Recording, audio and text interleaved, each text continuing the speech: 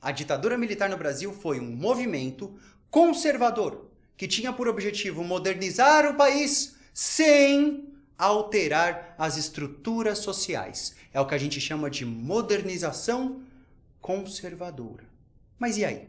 O que chegou pra gente de hoje em dia? Qual é o legado da ditadura militar, além de todos os traumas de quem vivenciou aquela violência toda de algum modo?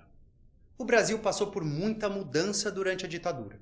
Em relação à política, a Constituição de 1967, mais os atos institucionais, fizeram com que o poder executivo ficasse bastante inflado.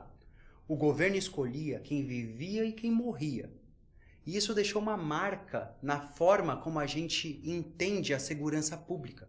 Se criou uma cultura policial e o Estado ainda hoje escolhe quem vive e quem morre. Na economia, vários planos econômicos foram executados pelo governo. De maneira geral, o governo se posicionou de forma intervencionista. Ele intervinha na economia. Ele reduziu então o valor da moeda para poder aumentar o valor das exportações. A gente teve um período de grande crescimento, conhecido como milagre econômico, mas depois a gente teve um período de grande queda, conhecido como crise do petróleo. Mas de maneira geral, então, vamos pegar os índices lá de 1964, que é quando começa o regime, até 1985, que é quando termina. E aí, o que a gente vai ter? Começando pela dívida externa. Em 1964, o Brasil já era devedor, devia 3 bilhões de dólares. Bastante, né? Mas em 1985, no final da ditadura, a dívida externa aumentou para 90 bilhões. Isso quer dizer que a dívida externa aumentou 30 vezes. É muita coisa. E sobre inflação? A inflação do Brasil em 1964 era de 92,1%. Depois, em 1985, passou para 224%. Então a inflação também subiu muito.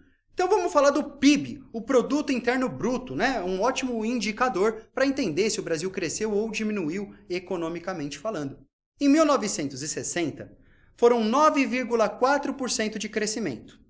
Quando chega o ano do golpe militar, em 1964, o PIB ainda cresceu 3,4%. Em 1970, naquele contexto de milagre econômico, o PIB chegou a 10,4%. Então, comprova um crescimento econômico naquele momento. Porém, em 1981, o PIB brasileiro ficou em 4,3% negativo. Isso quer dizer que durante parte da década de 80, o Brasil não só não cresceu, como diminuiu. E aí, em 1985, o último ano da ditadura, a gente volta a ter um crescimento de 7,8%. A gente pode concluir que a economia oscilou, mas de maneira geral, a gente teve um crescimento econômico. Só falta a gente observar o povo, a sociedade brasileira. Socialmente falando, a gente passou por um período de muita urbanização e crescimento populacional. Isso quer dizer que a gente tinha mais gente e mais gente vivendo em cidades. Essas pessoas vivendo em cidades viveram um momento diferente, porque surgiam indústrias. Então também é um momento de industrialização. Gerou uma sensação de pleno emprego. Caramba, tem emprego para todo mundo, tem indústria surgindo. É só ir para uma cidade, procurar uma indústria, você vai conseguir emprego.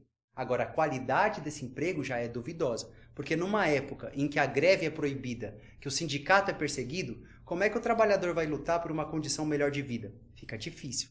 Em relação à segurança pública, quem vivia em bairro nobre ou bairro de classe média podia considerar que vivia tempos de paz, mas quem vivia no campo ou na periferia das grandes cidades não via essa paz toda não. A violência fazia parte do cotidiano. Ainda falando de sociedade, em 1977, 17 milhões de brasileiros viviam com só $1 por dia.